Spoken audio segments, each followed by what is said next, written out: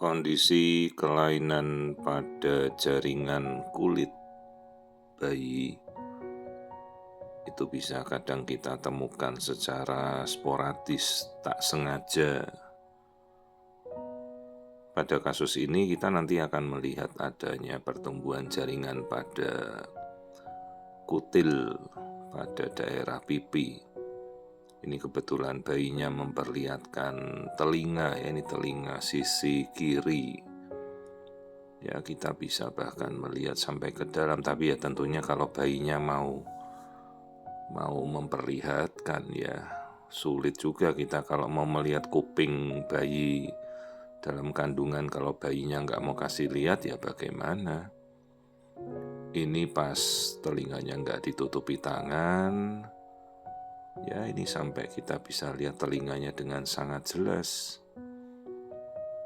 Nah, terus ini kita coba amati wajah. Ini kebetulan bayinya belum masuk panggul, jadi dia menghadap ke atas ya.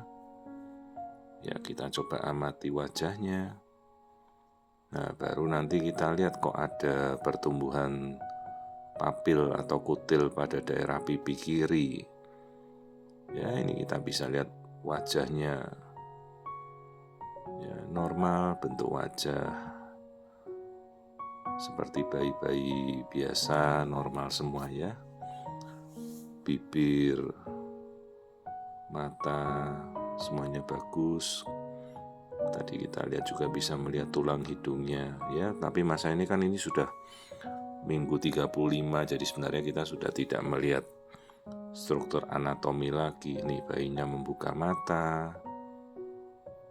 Ya, ini kebetulan saya melihat ekspresi wajahnya. Saya amati cukup lama.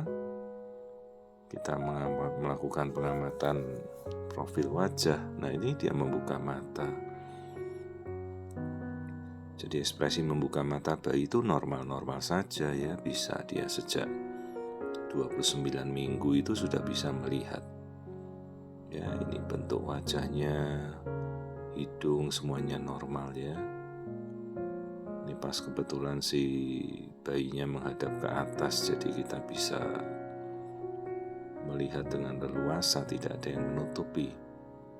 Padahal ini kan minggunya sudah hamil gede nih, udah 35 minggu, sebentar lagi sudah masuk masa-masa persiapan persalinan. Nah, ini profil samping dari depan.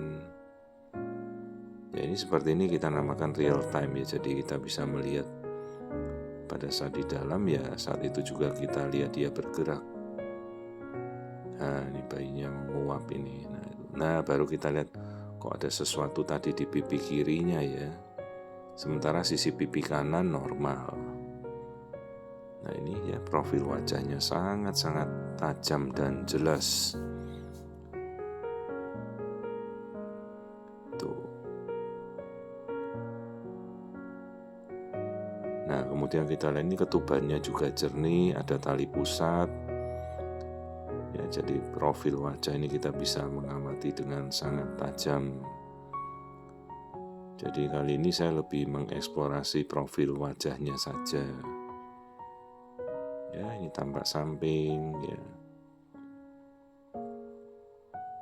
Coba kita maksimalkan dari alat yang kita miliki untuk mencoba melihat profil wajah janin sampai guratan-guratan ya kulitnya. Ini terlihat sangat-sangat tajam.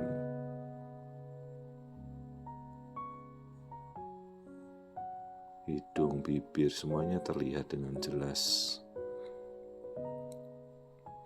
Juga bisa saya perbesar maksimal untuk melihat keseluruhan ya kondisinya. Ini kalau saya putar gitu. Nah,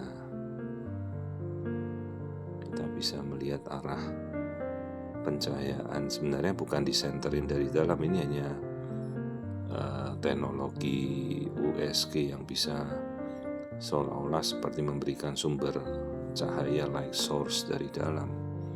Padahal USG kan hanya gelombang suara saja. Nah, ini kita lihat profil wajah ya. Oke, sepintas kemudian kita lihat semuanya, lambung terisi, detak jantungnya juga normal. Ini sekedar saya melihat keseluruhan dengan cepat saja ya. Lambung sudah, kemudian struktur lain-lain kelamin juga kita sudah lihat ya. Tetap masih profil wajah dia masih melihat ke depan. Oke, kita coba melihat tali pusat. Nah, ini tali pusat bisa kita lihat untuk melihat seberapa banyak pilihan yang terjadi per sentimeternya. Itu ada istilahnya namanya coiling index tali pusat. Jadi dalam jarak tertentu berapa kali dia untir-untir begitu. Itu ada nilainya untuk menentukan apakah tali pusat itu muntir-muntir seperti kabel telepon atau dia untirannya masih normal. Karena kalau sampai bayangkan terpuntir-puntir seperti kabel telepon ya bayinya mau dikasih makan bagaimana, atau oksigen yang memberikan makan bagaimana ya. Itu istilahnya umbilical cord coiling index, UCI. Jadi jarak dari tali pusat kita bagi sentimeter gitu. Terus kita lakukan pengukuran biometri. Ini bayinya cenderung besar ini, jadi baru 35 minggu, seingat saya sudah mau 2,9, itu besar juga untuk bayi minggu 35 ya. Minggu 35 tuh biasanya baru 2,4. Ini bayinya besar, gendut ini. Ya, kita ukur biometri keseluruhan, terus nanti kita bisa dapat ukuran beratnya ya, 2,9 memang bayi besar.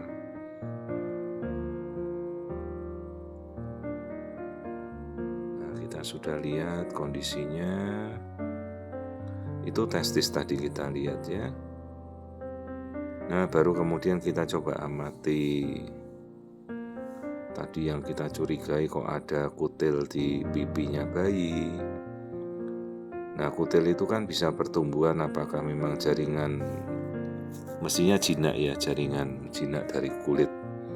Ini dalam jarak berapa sentimeter tuh di pipi kiri, di bawah telinga dan di pipi kiri. Itu nanti bisa kita konsulkan dokter bedah plastik untuk kita ambil skin tag atau kutil di pipi itu. Namanya papiloma ya, jadi papiloma pada kutis kulit. Nah, nanti pertumbuhan jaringan itu ya tetap wajib kita periksa histopatologi jaringannya. Jaringannya apa? Umumnya jinak ya. Tapi demi kosmetik ya biasa kita mintakan untuk segera nanti begitu lahir diambil skin tag-nya ini. Bisa muncul pada mana saja kulit di tubuh kita. Itu. Lalu kita nanti periksa biopsi jaringannya tuh 5 mm dan 5 mm kutil yang kita lihat di pipi itu ya. Nah, ini pas bayinya benar-benar masih mau ngasih muka, jadi ya saya melakukan pengamatan terus pada daerah wajahnya ini. Jarang-jarang ya bayi minggu 35 tuh masih mau ngasih wajah dengan jelas seperti ini. Mana tadi dia pertama ngasih telinganya, dia minta dijelasin kupingnya, ya kita lihat tadi ya. Ini profil wajahnya sangat-sangat jelas dan tajam.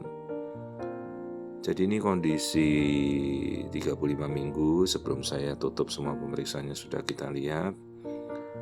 Berat semuanya bagus, ketuban bagus ya, kita temukan ada kutil pada daerah pipi. Ya, jarang-jarang kita menemukan bayi dengan ada papiloma kulit. Jadi kita sudah lihat pertumbuhan bayinya bagus, ketuban bagus. Kutilnya ini nanti kita ambil biasa setelah lahir, dikonsulkan dokter bedah plastik atau bedah anak, terus dikirim pemeriksaan jaringan ya. Biasanya kutil seperti itu kan ada pada orang dewasa kapan saja. Umumnya jaringannya jaringan jinak, papiloma kulit namanya. Tidak ada pertumbuhan yang aneh-aneh ya, itu kutilnya kita lihat. Jadi ini hamilnya sudah 35 minggu.